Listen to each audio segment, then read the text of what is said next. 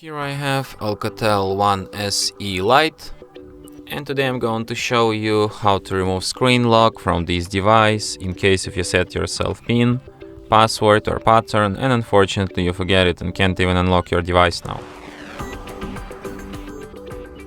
What can you do in this kind of situation? Firstly, you will have to turn your device off, and after it turns off completely,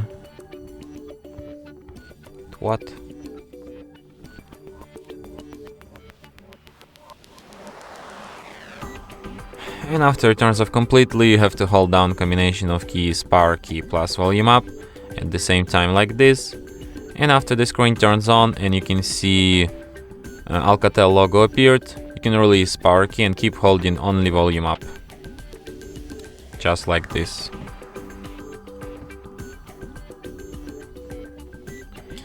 So here at the following menu you have to use volume keys to navigate and power key to select, and select an option Wipe Data Factory Reset.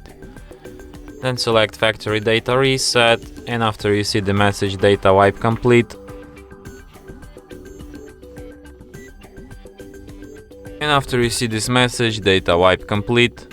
select the first option Reboot System Now, and device will be restarted in about a minute or two.